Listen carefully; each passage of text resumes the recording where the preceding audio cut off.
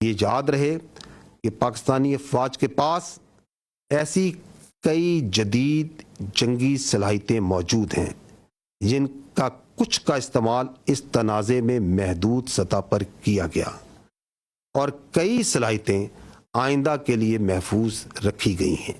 کی وقت پر صورتحال کی آگاہی، نیٹ ورک سینٹرک وارفیئر اور ملٹی ڈومین آپریشنز کی مکمل صلاحیت بروئے کار لائی گئی۔ زمین، فضا، سمندر اور سائبر سپیس میں مکمل ہم آہنگی سے اہم اہداف کو تباہ کیا گیا۔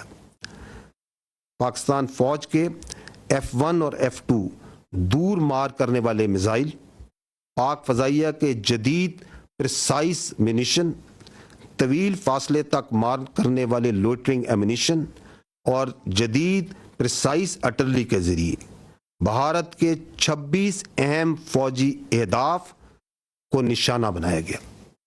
وہ تنصیبات جو پاکستانی شہریوں کو نشانہ بنانے کے لیے استعمال ہوئیں اور وہ تنصیبات جو پاکستان میں دہشت گردی کو فروغ دینے میں استعمال ہوتی ہیں، اور ان تنصیبات کو نہ صرف بھارتی غیر قانونی زیر تسلط جموں و کشمیر میں بلکہ بھارت کے اندر بھی نشانہ بنایا گیا۔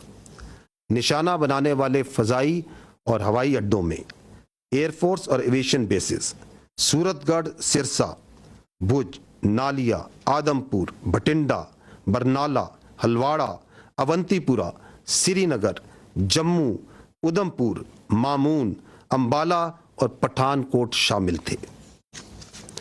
بیاس اور نگروٹا میں موجود براموس میزائل کے ذخائر جو پاکستانی شہریوں پر حملوں میں استعمال ہوئے ان کو تباہ کیا گیا۔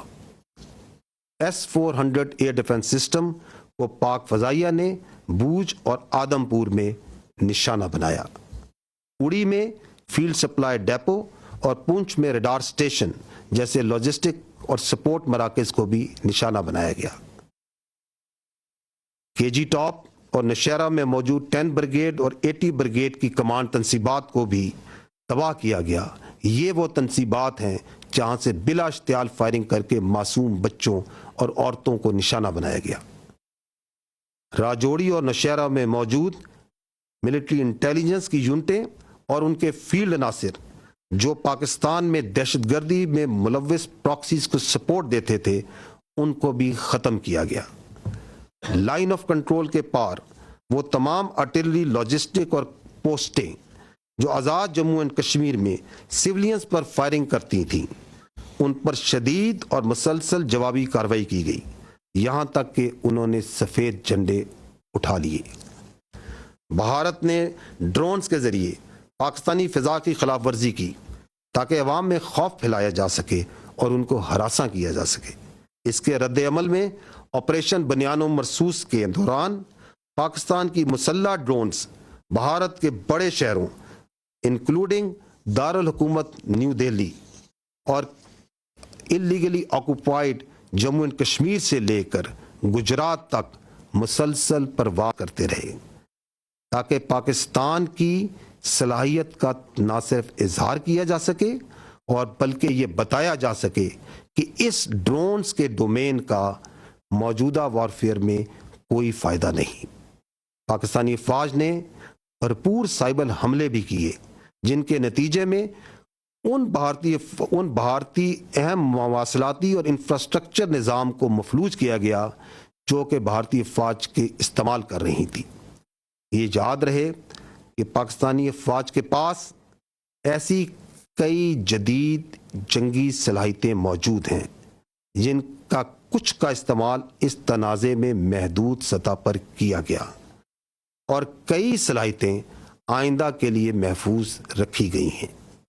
ان سب اقدامات کے باوجود میں واضح کرنا چاہتا ہوں کہ بھارت کی مسلسل اشتعال انگیزی کے مقابلے میں پاکستان کا رد عمل نہایت درست، متوازن اور محدود نوعیت کا رہا۔